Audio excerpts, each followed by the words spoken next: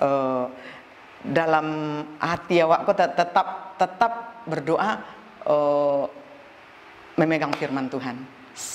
Surang diselamatkan dalam keluarga tuh, seisi rumah kecil Tuhan akan diselamatkan. Jadi tuh paci entaru itu isi rumah awak, keluarga awak pasti Tuhan selamatkan. Tuh kampung halaman awak, setiap awak pulang ke kampung awak berdoa, kiranya Tuhan melawat, Tuhan menjamak orang-orang nanado di kampung waktu banyak nanado di kampung, nanado di perantauan. Mulailah mencari iduit ko sebantanyo, carilah yang sabana-bana Tuhan, nan ma sabana-bana yang bisa menyelamatkan awak. Indak yang mudah-mudahan do, indak yang ndak pasti do, tapi nan pasti, harus nan pasti. Siapa cayo ke Tuhan Yesus akan diselamatkan, dan warisannya adalah sarugo. Jadi pasti saudara masuk surga kalau percaya ke Yesus. Yesus itu Tuhan dan Raja kita di bumi, di surga, dan untuk selama-lamanya. Bu, bisa. Salam Bapak Ibu Saudara-saudari yang saya kasih dalam Yesus. Hari ini kami ada di daerah Riau, tepatnya di Pekanbaru.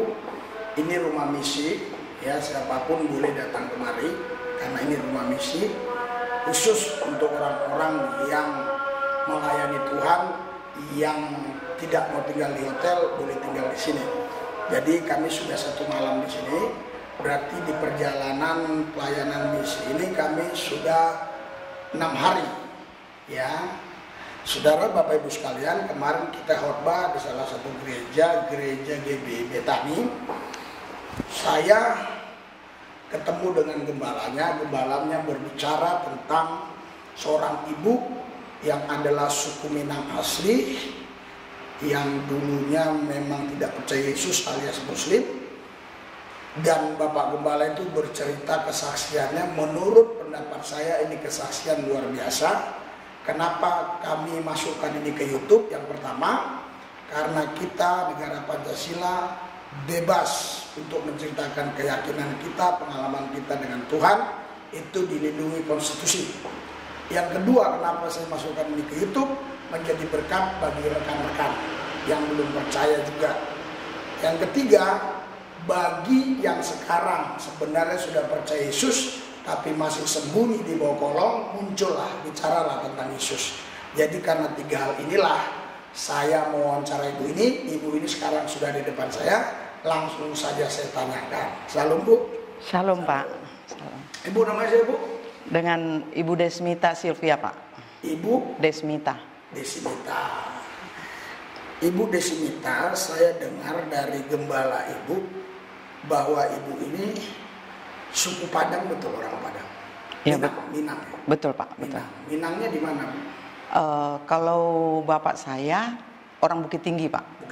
Bukit Tinggi. Terus? Mama saya orang Pangkalan. Orang Pangkalan. Oh iya. Tepatnya di Kecamatan Kapur 9. Iya. Kalau ibu memang orang Minang, bisa nggak saya uji ibu, betul nggak ibu orang Minang, supaya jangan ada fitnahan dari orang-orang tertentu. Coba bahasa Minang, kalau bahasa Minang mengucapkan bagaimana kabar kalian, gitu gimana? Akabah. Oh, apa? Akabah. Ba akabah kini. Akabah kini. Kalau mengatakan begini, apakah kalian sudah makan? Alah makan awak tuh. Oh, alah makan waktu. Terus kalau mengucapkan kamu sudah nikah atau belum? Awak lah menikah tuh alun. Satu lagi Bu ya, yang agak sulit mau saya tanyakan. Apakah ibu ini betul-betul orang Minang? Yang saya tanyakan gini, kamu sudah nikah berapa tahun dan anakmu sekarang berapa? Labara tahun awak menikah, labara orang anak. Oh iya. Jadi saudara Bapak Ibu sekalian, sudah ya, nggak diragukan lagi bahwa ibu ini adalah asli suku Minang. Bu, ibu dulu waktu suku Minang dulu, ibu awalnya agamanya apa? Kalau saya dari nenek moyang saya dari lahir ya Islam Pak. Oh, jadi berarti nenek moyang kalau yang ibu Islam, ibu pun dari sejak lahir Islam. Betul, Pak. Terus ibu bisa nggak cerita gimana ibu bisa ikut Yesus, awal mulanya gimana ceritanya dulu? Iya, awal mulanya saya kenal Yesus itu saya menikah dengan seorang pria yang pada waktu itu yang saya tahu dia itu Islam. Iya. Dari mana ibu tahu dia Islam? Dia menunjukkan KTP-nya kepada saya. Di KTP itu tulisannya Islam. Islam. Jadi kami menikah secara Islam. Terus setelah selang waktu anak saya yang pertama lahir, setelah umur 2,5 tahun, kami disuruh orang tuanya untuk ke Medan, untuk balik ke Medan. Akhirnya kami ke Medan. Setelah di Medan saya baru melihat ternyata dia itu orang Batak dan beragama Kristen. Terus bagaimana perasaan ibu setelah ibu tahu ternyata ini bukan orang Islam, dia ini suku Batak dan agamanya Kristen? Bagaimana perasaan ibu waktu itu? Iya, pada waktu itu setelah nyampe di sana, setelah tahu, saya marah besar kepada dia. Saya merasa ditipu. Dia mengatakan dia Islam, ternyata itu hanya di KTP saja dan dia tidak pernah masuk Islam. Dan ternyata keluarga besarnya tuh Kristen turun-temurun dari dulu gitu. Akhirnya saya berontak, saya tidak terima dan saya tidak berterima dengan keadaan itu. Saya mengambil keputusan untuk balik ke kampung saya gitu. Tapi suami saya membujuk saya. Dia bilang, oke, saya yang masuk Islam. Kamu tenang aja, Kak, saya yang masuk Islam. Akhirnya karena ada satu janji ini saya pegang, dia akan masuk Islam. Tapi setelah selang waktu berjalan terus, ketika saya tagih janji suami saya bilang begini, tunggulah, sabarlah, saya belajar dulu. Dan dia katakan selalu itu yang dia katakan. Sampai anak kedua lahir. Masih tetap status pernikahan Islam. Okay. Tetap Islam. Saya tetap melakukan kewajiban saya sebagai Muslim. Saya tetap sholat, bahkan saya lakukan tahajud. Semakin saya pingin suami saya mengikut saya semakin kuat beribadah. Saya nggak pernah tinggal puasa. Bahkan Senin Kamis saya puasa. Supaya apa? Supaya Tuhan menggerakkan hati suami saya supaya dia mengikut dengan agama saya gitu. Bahkan jadi ibu selain puasa bulan Ramadan, puasa sunnah Senin Kamis. Iya, Pak. Supaya suami ibu ini masuk Islam. Iya, betul, Pak. Terus bahkan ketika waktu berselang terus, akhirnya saya hamil anak yang ketiga. Setelah 2 mereka lahir di dalam agama saya yang Islam, hamil anak yang ketiga, saya pulang ke kampung. Bapak saya bilang begini, ternyata bapak saya ini sudah mendengar isu bahwa suami saya itu Kristen gitu. Bapak saya ngajak ngomong 4 mata dari hati ke hati tanpa ada orang lain. Bapak saya bilang begini, semua agama itu sama, tidak ada satupun. Saya terharu ingat Bapak. Tidak ada satupun agama itu yang mengajarkan orang untuk berbuat jahat. Walaupun hatiku nggak rela, tapi aku harus sampaikan ke kamu, kata Bapak. Akhirnya saya merenungkan omongan Bapak itu. Tapi menurut saya enggak. Saya ini perempuan Minang. Perempuan Minang itu dialah yang akan membawa warisan nama keluarganya. Dialah yang membawa marga. Jadi saya nggak boleh nyerah. Kalau kami di Minang itu yang berkuasa itu bundo kandung. Jadi perempuan yang bawa marga, perempuan yang dominan di dalam keluarga. Masa saya mau nyerah hanya kepada seorang laki-laki? Saya nggak mau. Walaupun bapak saya sudah mengatakan hal seperti itu. Setelah saya pulang ke Medan, 2 bulan kemudian saya melahirkan. Saya juga tidak merasakan apa-apa. Saya tetap pada pendirian saya adalah seorang Muslim yang sejati.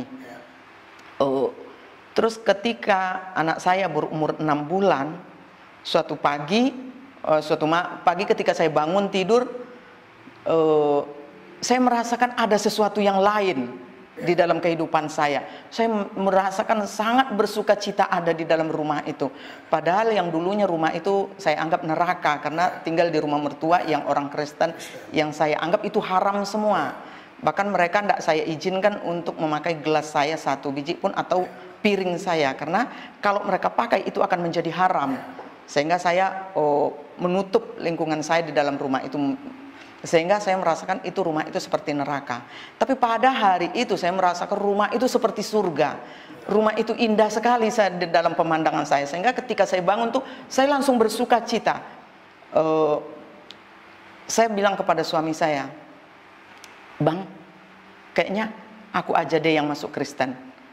Suami saya terkejut mendengarkan perkataan itu. Dia langsung keluar, dia panggil orang tuanya. Dia panggil orang tuanya juga sangat bersuka cita dan langsung mengambil tindakan, langsung menghubungi gereja, minta supaya secepatnya, sebelum saya berubah pikiran, secepatnya lah saya dibaptis. Jadi ibu tadi masuk Kristen itu mau ikut Yesus bukan karena ibu itu tertarik untuk ikut agama suami, bukan, tapi karena tadi ibu mengalami ada sukacita tadi. Iya betul Pak. Tapi ibu tahu nggak itu sukacita dari mana waktu itu? Saya sebelum bisa langsung ibu ngambil keputusan Kristen, ibu tahunya sukacita dari mana gitu? Iya, sebenarnya keluarga mertua saya ini bukanlah orang yang taat beribadah. Mereka itu malah kalau saya boleh menilai, mereka itu sangat cuek dengan Tuhan. Mereka jarang beribadah, mereka jarang berdoa, dan saya nggak pernah lihat mereka itu ada yang berdoa di rumah. Mereka sangat jarang ke gereja, dan saya tidak mau meniru hal itu. Saya memikir seperti ini, oh ternyata orang Kristen itu seperti itu, dan sangat buruk hubungan mereka dengan Tuhan, sehingga saya tidak mau terjun ke agama yang mereka anut. Cuman ada satu yang saya perhatikan dari rumah itu, mertua saya yang laki-laki selalu memutarkan radio Kristen yang diputar 24 jam. Itu beliau memasang loudspeaker dari setiap sudut-sudut rumah, sehingga sayup-sayup saya terus setiap hari mendengarkan ada puji-pujian, ada firman Tuhan, ada kesaksian dari hamba-hamba Tuhan yang menyatakan bahwa Yesus itu adalah Tuhan.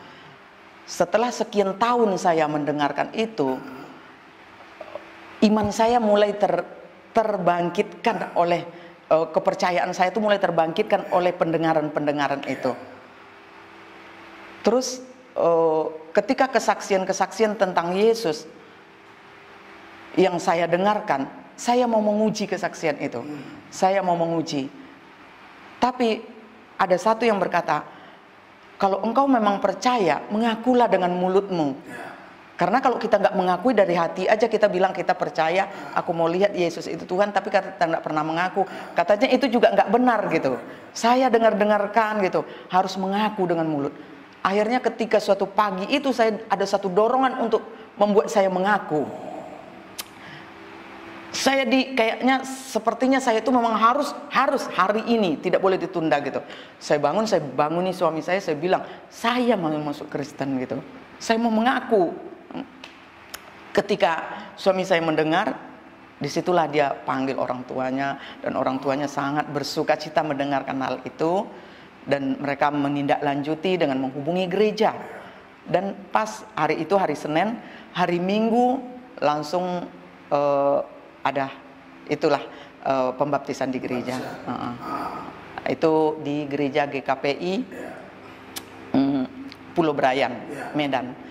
Diadakan tardidi khusus untuk kami, anak 3, saya 1. Jadi yang tardidi pada waktu itu ada 4 orang, dan mertua saya membikinkan suatu pesta yang luar biasa karena sukacitanya.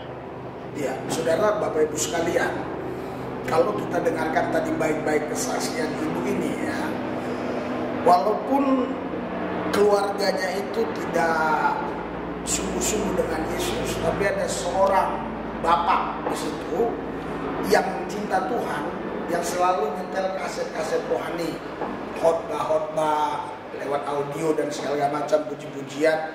Dan disitulah ibu ini merasakan ada sesuatu yang mengalir dalam hatinya. ya, sukacita besar. Dan yang saya tangkap ibu ini meyakini bahwa itu adalah karya Yesus. Saudara, firman Tuhan gak mungkin gagal, karena firman Tuhan berkata iman timbul dari pendengaran akan firman Tuhan. Nah, jadi selanjutnya ibu, setelah ibu ini ikut Yesus, ya, sudah diketahui suami, diketahui mertua semua, bagaimana tanggapan keluarga ibu? Ibu kan punya adik kan? Punya kakak juga, ada kakak? Iya. Ada kakak, ada berapa bersaudara? Kami ada 7 bersaudara, 3 di atas saya, 3 di bawah saya yang di tengah-tengah. Bagaimana tanggapan mereka ibu ikut Kristen ini, ikut Yesus? Ya, lama-kelamaan akhirnya mereka mengetahui hal ini.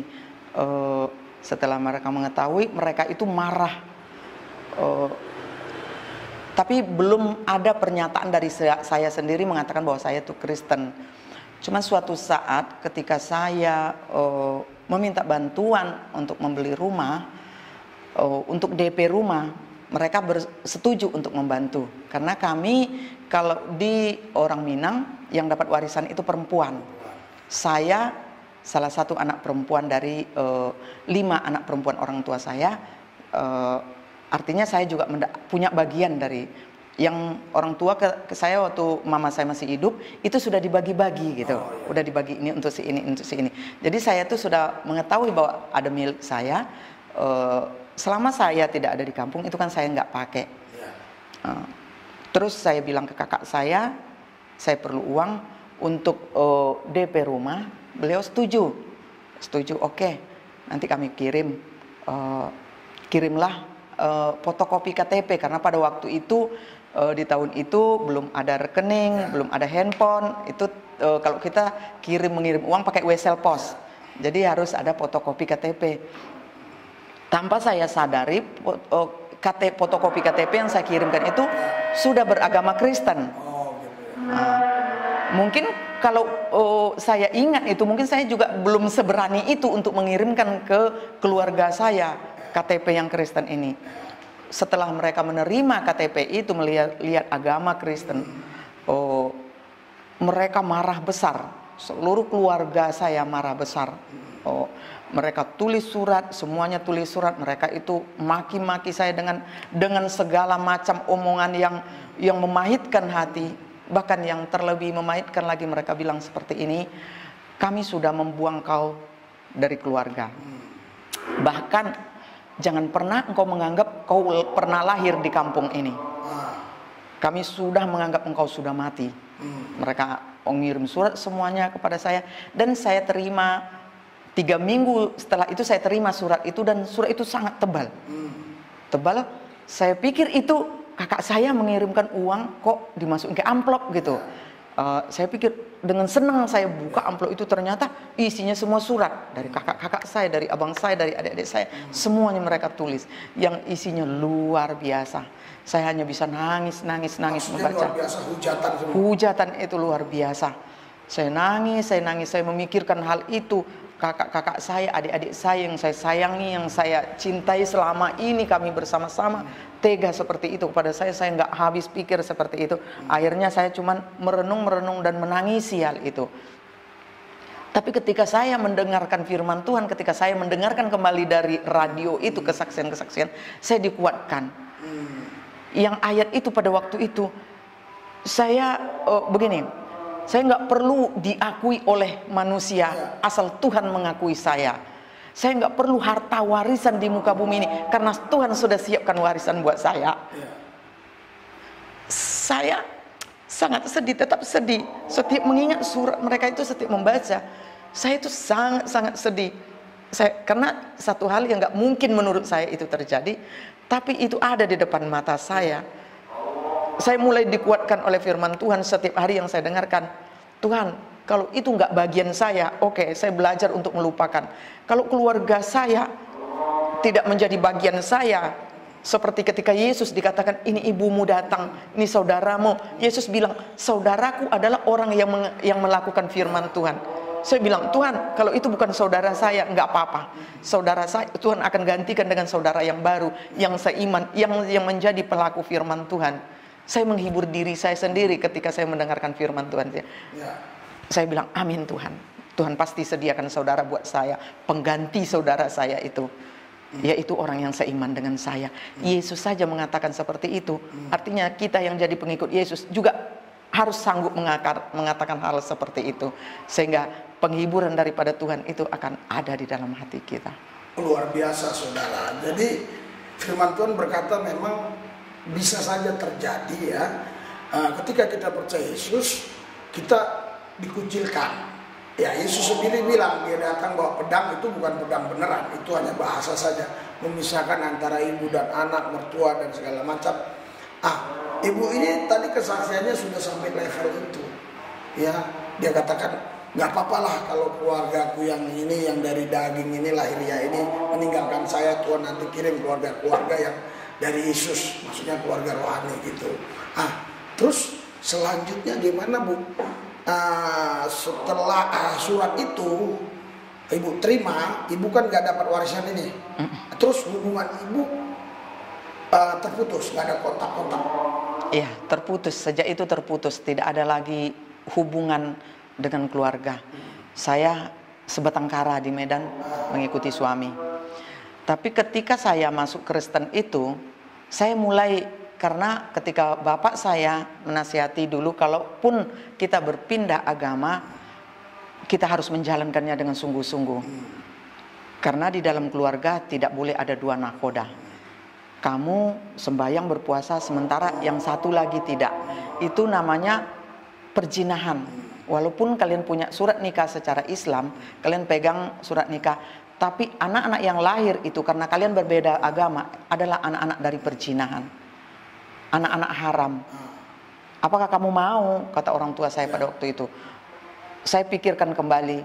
Oleh karena perkataan itu, saya nggak mau anak-anak saya menjadi anak-anak haram. Saya harus bertanggung jawab dengan mereka. Akhirnya saya mengambil keputusan itu. Saya sudah bersama-sama dengan suami, sudah seiman dengan suami, dan yang artinya saya harus melepaskan semua keluarga besar saya berjalan sendiri. Sejak itu saya mulai menekuni agama Kristen ini karena pesan daripada bapak saya harus dijalani dengan sungguh-sungguh. Otomatis saya yang baru masuk ini mengikuti suami saya yang juga sepertinya nggak ngerti, nggak tahu apa-apa. Keluarga mertua juga nggak bisa mengajarkan saya dengan benar. Akhirnya saya cari gereja karena mereka ada di gereja GKPI. Kalau gereja suku ya Pak ya. Yang berbahasa Batak. Sementara saya bahasa Batak aja saya nggak ngerti. Bagaimana dengan di gereja?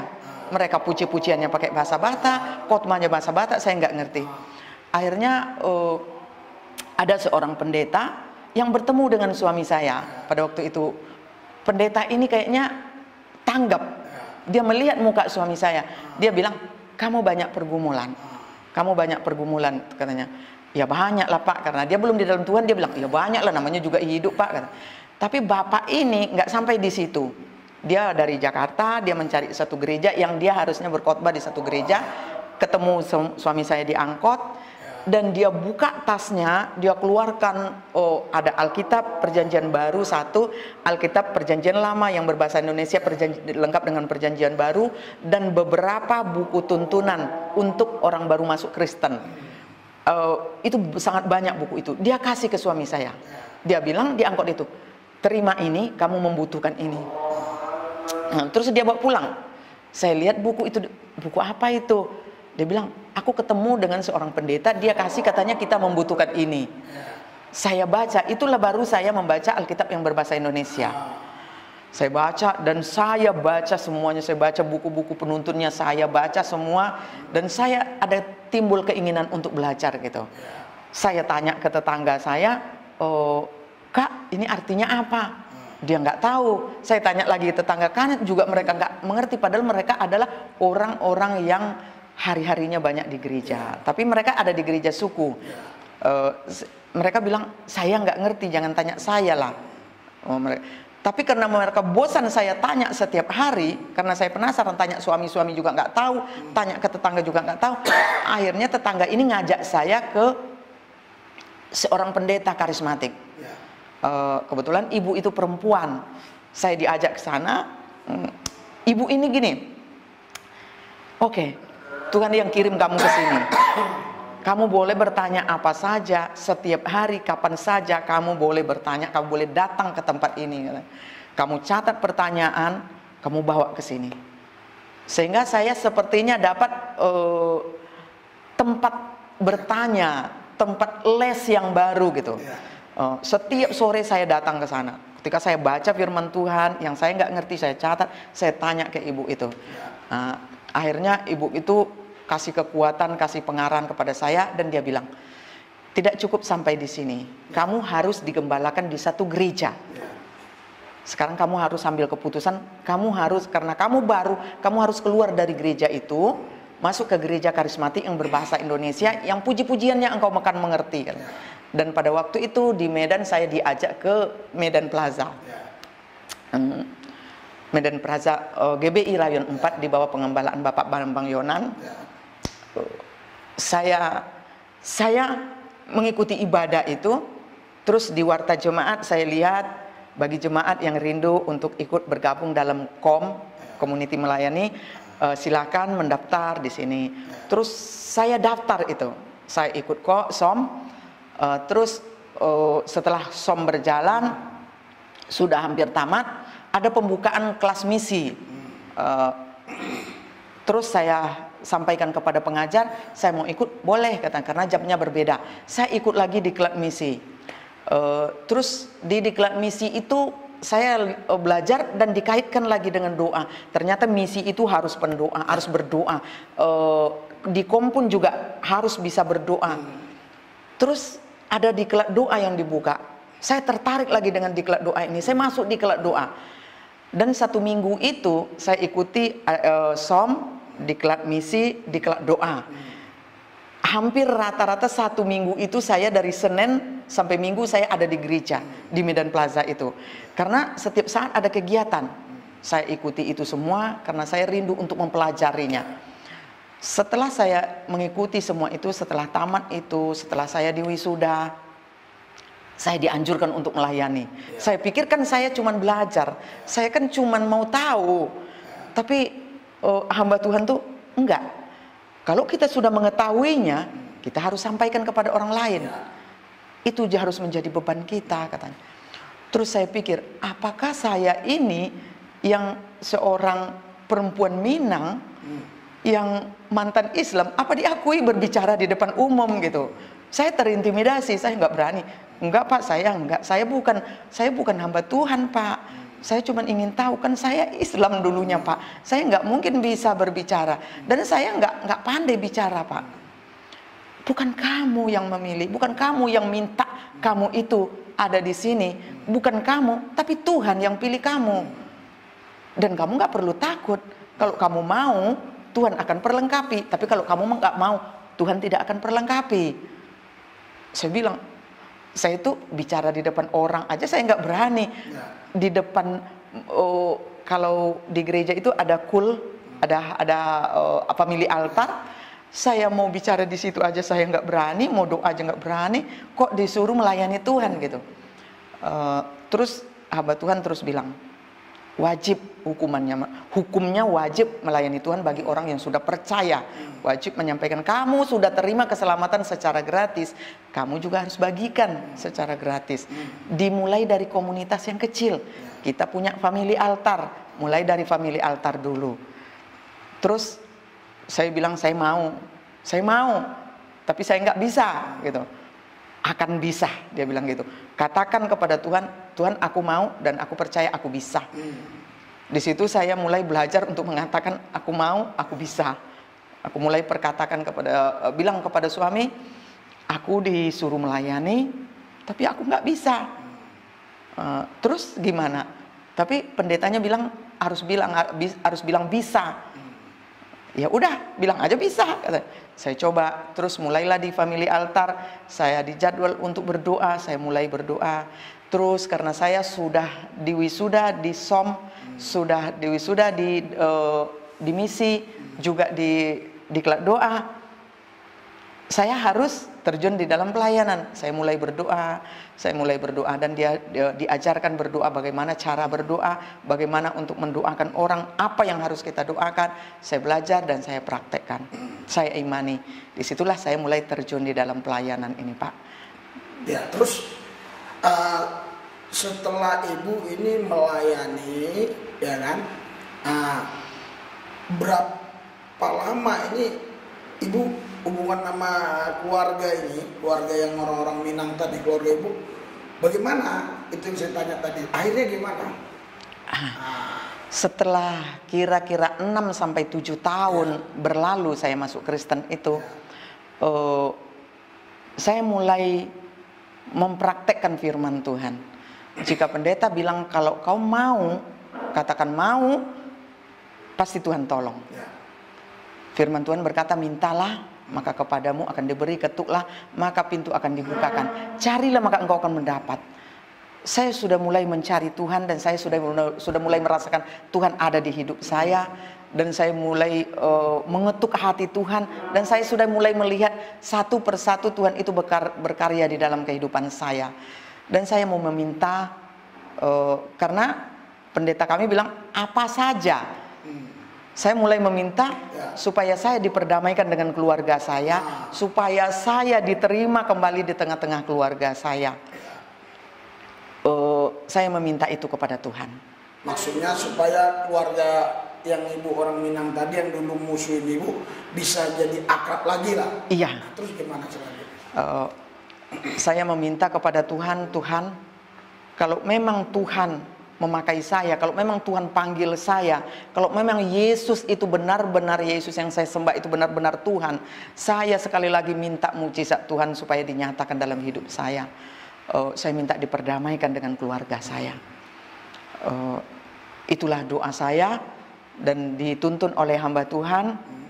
Dia bilang, sudah setahun berlalu saya tidak melihat tanda-tanda itu terjadi. 2 tahun juga tidak ada, 3 tahun tidak ada. Saya bilang ke pendeta, mulai seperti proses kepada pendeta, Pak, Bapak bilang minta apa saja, saya sudah minta loh Pak. Ibu mintanya seperti apa? Saya berdoa Pak. Terus hamba Tuhan itu bilang, harus lebih sungguh-sungguh lagi. Kalau perlu berpuasa. Dulu saja Ibu berpuasa, kenapa sekarang tidak lakukan itu? Kalau kita di dalam Tuhan, kita juga ada puasa. Tandanya kita memohon kepada Tuhan dengan berpuasa. Saya mulai berpuasa karena saya sudah terbiasa berpuasa dari dulu. Bahkan puasa Senin Kamis. Saya mulai lagi bangkitkan roh saya berpuasa. Saya minta kepada Tuhan. Saya berdoa, berpuasa, meminta supaya mukjizat Tuhan dinyatakan. Saya minta Tuhan perdamaikan dengan keluarga saya. Saya lakukan itu 7 tahun berlalu. Mukjizat itu mulai dinyatakan Tuhan di dalam kehidupan saya. Pada waktu itu ada sebuah surat datang ke rumah saya. Setelah saya buka ada undangan pernikahan, yaitu anak kakak saya yang paling besar, cucu dari orang tua saya, cucu pertama. Tapi ketika saya menerima surat itu ada satu sukacita, tapi ada satu ketakutan. Apakah ini serius mengundang atau hanya modus jebakan? Saya mulai ragu. Akhirnya saya sharing dengan pendeta. Pendeta bilang, ini bukan jebakan, tapi ini waktunya Tuhan. Ibu tidak perlu takut, tidak perlu khawatir. Berjalanlah, ini waktunya Tuhan. Ini terobosan. Imani Ibu. Asal Ibu tidak berbohong di hadapan manusia. Ketika Ibu berbohong di hadapan manusia, maka Tuhan juga tidak akan mengakui Ibu di hadapan Bapa di sorga. Mulai timbul gejolak di hati saya. Bagaimana kalau keluarga saya bertanya, bagaimana, betulkah kamu Kristen? Karena mereka sudah menerima KTP saya. Betulkah kamu masuk Kristen? Kenapa masuk Kristen? Kenapa jadi Kristen? Saya mulai ketakutan. Tapi ketika saya berdoa, berpuasa, Tuhan menguatkan hati saya. Dan saya sudah tetapkan saya pulang. Datang ke undangan tadi? Datang ke undangan, ke kampung halaman saya, ke rumah orang tua saya. Saya pulang. Sepanjang perjalanan saya bergumul dalam doa. Tuhan, Kalau engkau menghendaki ini, tolong aku supaya aku tidak berbohong Tuhan. Mampukan mulutku supaya tidak berbohong. Pendeta mengatakan ketika dia melepas saya, mengurapi saya ketika saya pulang, dia bilang tidak satu pun rambutmu akan jatuh tanpa sepengetahuan Tuhan. Bapak, juga tidak akan ada apa-apa yang akan terjadi Tuhan, karena engkau sudah izinkan ini terjadi, semuanya kau izinkan. Mereka mengundang saya dan kau izinkan saya pulang. Saya percaya Tuhan izinkan juga saya untuk tidak berbohong. Sepanjang perjalanan saya berdoa, saya menangis di hadapan Tuhan supaya itu terjadi, supaya mulut saya tidak pernah mengatakan kebohongan. Terus tibalah saatnya saya sampai di kampung, saya masuk ke rumah, kebetulan pintu tertutup. Saya nggak ucapkan assalamualaikum lagi. Saya buka pintu, mereka lagi ada di rumah, mereka lagi sibuk mempersiapkan pesta itu. Ketika mereka melihat aku, mereka berdiri, mereka datang memeluk aku, mereka memeluk aku dengan kuat, mereka dengan kerinduan mereka. Aku juga nangis, peluk mereka satu persatu. Sepertinya di luar dugaan saya, yang tadinya mereka memaki-maki saya, ternyata ketika saya hadir, mereka itu memeluk saya dengan segala kerinduan mereka. Di situ saya menangisnya, bukan menangis melihat mereka, tapi saya menangis melihat mukjizat Tuhan. Luar biasa Tuhan menyatakan mukjizatnya yang tadinya di luar konteks pemikiran saya nggak seperti itu. Ternyata luar biasa Tuhan lakukan. Sampai di kampung kami bersuka cita semuanya, kami bersuka cita, dan sampai akhirnya di pesta itu kami semuanya bersuka cita. Tidak ada satupun yang terpendam, semuanya keluarga-keluarga jauh yang sudah lama nggak ketemu, semuanya berangkulan, semuanya bersuka cita. Jadi, semua keluarga yang tadi ketemu Ibu, akhirnya mereka tahu Ibu memang sudah asli Kristen gitu. Iya, mereka sudah tahu. Mereka sudah menerimanya. Mereka sudah menerimanya, dan mereka menerima saya juga, Pak. Iya, tetapi ada nggak di antara mereka yang hari ini sudah percaya Yesus? Belum ada. Belum ada. Belum Ya. ada. Jadi Ibu doa supaya keluarga Ibu yang dulu benci sama Ibu, biar mereka baikan, sekarang sudah dikabulkan Tuhan. Sudah baikan. Terus bagaimana dengan warisan itu? Akhirnya dapat nggak? Warisan itu, karena Ibu udah jadi Kristen. Saya sudah jadi Kristen. Saya juga takut Pak mengingatkan itu kepada mereka. Saya nggak berani lagi. Maksud saya diperdamaikan aja pun saya sudah syukur gitu. Nggak usah lagi saya mengungkit warisan itu. Biar aja lah warisan tuh nggak mereka kasih gitu. Terus waktu berjalan, ketika ada pesta atau sunatan atau syukuran di kampung, mereka selalu undang saya untuk pulang. Bahkan hari raya, pulang ya raya ya. Kami pulang, saya pulang beserta suami dan anak-anak, pulang semua hari raya. Dan disitulah mereka katakan, ini yang dulu warisan kita nggak pernah dibuat surat, nggak pernah ngurus surat, karena turun temurun warisan ini turun temurun dan diketahui oleh khalayak ramai, diketahui oleh semua kepala-kepala suku di kampung kita ini, dan tidak ada surat menyurat di warisan ini. Tapi sekarang karena sudah ada di antara keluarga kita yang merantau, anak-anak nanti nggak tahu mana yang warisan dia, mana yang harta dia. Jadi bagi kalian yang merantau itu, buatlah surat, uruslah suratnya, urus surat warisan kalian, supaya anak-anak ini nanti kelak ketika kita yang tua ini sudah tidak ada lagi, tinggal anak-anak kita lagi, belum tentu nanti anak-anak kita saling mengenal seperti kita ini. Karena kami itu Pak, dari dulu nenek-nenek saya itu cuma ada satu terus perempuan Pak. Jadi sehingga harta warisan nggak pernah dibagi, turun ke satu perempuan. Sampai akhirnya ke orang tua saya baru punya 5 anak perempuan. Jadi baru disitulah warisan ini terbagi. Jadi puji Tuhan itu masih cukup, lumayan lah warisan itu. Yang tadinya Ibu awal mulanya diketahui jadi Kristen, Ibu tidak dikasih warisan, tapi karena Ibu berdoa kurang lebih sekian tahun, jadi pulih lagi, Ibu dikasih warisan. Dikembalikan semuanya. Dikembalikan, bahkan lebih lagi Pak, ada warisan yang belum dibagi, itu pun dia bilang itu dibagi, kamu juga dapat bagian di situ. Akhirnya Cuman sampai saat ini saya masih belum mengurus surat itu karena menurut saya itu nggak penting, tapi keluarga saya menganggap itu penting. Uruslah mereka bilang. Tapi karena ini juga bagian dari anak-anak saya, karena sempat dulu saya mau jual Pak, mereka nggak bilang itu nggak boleh dijual.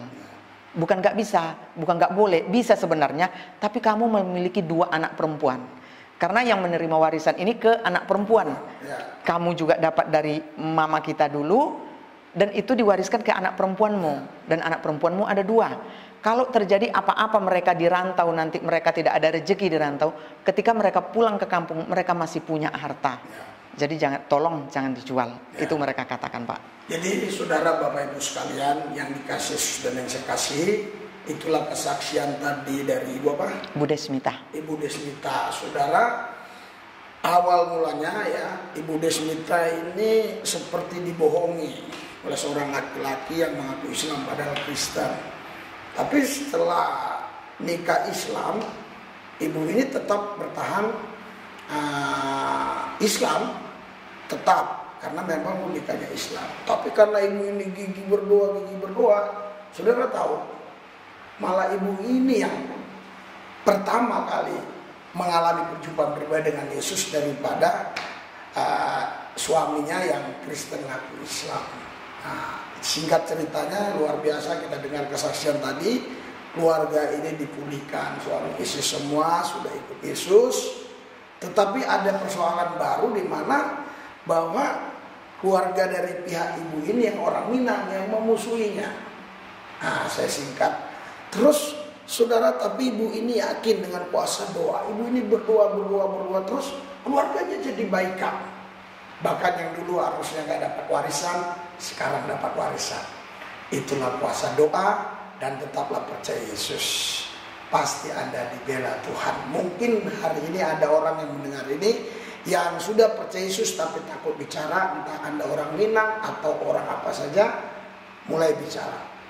Karena kita negara Pancasila, dilindungi konstitusi, bebas kita bersaksi. Bu, sekarang closing statement Ibu apa untuk rekan-rekan kita pemirsa YouTube ini, khususnya dulu bagi yang Kristen dulu, pesan Ibu gimana? Kan Ibu dulu orang Muslim, Minang lagi, orang Minang ini saya tahu betul-betul fanatiknya luar biasa. Sekarang Ibu ikut Yesus, sungguh-sungguh ikut Yesus. Akan ada juga yang orang Kristen, kadang Kristen KTP gitu. Coba mau Kristen KTP kayak mau Kristen apa pesan Ibu buat orang-orang Kristen? Iya, pesan saya buat saudara-saudara di dalam Yesus, ketika kita menerima keselamatan itu, ketika Yesus menerima kita sebagai anaknya, karena dikatakan apabila kita menerima Yesus sebagai Tuhan dan Juru Selamat di dalam kehidupan kita, maka derajat kita diangkat menjadi anak-anak Allah. Amin. Jadi ketika derajat kita sudah diangkat menjadi anak-anak Allah, kita mulai menghargai hidup kita. Kita ini bukan lagi orang sembarangan. Kita lagi bukan anak gampang yang tidak memiliki bapa. Kita bukan orang terombang-ambing yang ketika di agama saya yang dulu, ketika saya ditanya, kamu masuk, kalau mati masuk surga atau neraka? Saya bilang Allahu a'lam, Pak. Karena hanya Tuhan yang tahu. Sedang Kiai Haji pun ditanya, mereka tidak bisa jawab pasti. Tapi di dalam Kristenan ada kepastian. Ketika kita percaya kepada Tuhan, maka kita akan mendapatkan warisan, yaitu sorga daripada Bapa kita. Asal kita hidupnya benar di hadapan Tuhan, melakukan apa yang menjadi firman Tuhan di dalam hidup kita. Jadi kerinduan saya, anjuran saya, masukan saya, himbauan saya kepada saudara-saudara Kristen yang mungkin dari lahir sudah Kristen, mari saat ini kita menghargai hidup kita, menghargai diri kita, menghargai panggilan Tuhan, terlebih menghormati Tuhan kita, bahwa Dia rela mati untuk kita, Dia rela melakukan, menanggung semua hinaan, cacian, kesakitan demi menyelamatkan kita. Tanpa itu kita tidak akan pernah diselamatkan. Jadi yang saya himbau saat ini saudara-saudara saya, kita belajar untuk menghargai itu, kita bangkit kita tahu bahwa hidup kita ini sementara, karena sebentar, sangat-sangat sebentar waktu di muka bumi ini, 60-70 tahun, lebih dari itu kesukaannya hanya sakit penyakit. Jadi selagi ada waktu, selagi sehat, selagi kuat, mari kita lakukan firman Tuhan, beritakan firman Tuhan, khususnya buat saudara-saudara saya yang seperti saya dulunya Pak, yang itu masih banyak yang belum muncul, masih banyak yang masih takut-takut, nanti aku malu kalau aku buka jilbab, aku nanti jadi sorotan. Karena kalau kami dari Kristen ini, dari Islam ini Pak, kalau kita ketemu dengan teman-teman kita yang Islam, apalagi yang sama-sama orang Minang, itu mereka ngujatnya nggak tanggung-tanggung Pak. Ketemu di pasar, saya ingat waktu itu saya di pasar di Duri itu, oh inilah yang murtad itu, inilah yang murtad itu yang jadi kayu api nanti di neraka ini, inilah kayu api di neraka ini kalau nggak bertobat. Jadi kami itu dibully kalau berjalan seperti itu Pak. Dulu saya takut kalau dibully seperti itu, merasa nggak enak pulang dari pasar, perasaan saya nggak enak. Tapi sekarang ketika saya dibully, terima kasih Tuhan, lebih dari itu engkau sudah alami dulu. Ketika saya dimaki sama sesuku saya bilang, terima kasih Tuhan Yesus, terima kasih. Engkau lebih dahulu mengalami hal seperti itu. Saya nggak sampai dipukul Tuhan, saya nggak berdarah Tuhan, cuman hati Tuhan. Jadi, saya bersyukur gitu. Closing statement Ibu buat orang-orang yang belum percaya Yesus, bisa nggak Ibu berbahasa Minang? Terserah Ibu mau ngomong apa. Coba. Ya, saya tetap berdoa. Ibu berbahasa Minang. Ya, dalam hati awakku tetap berdoa,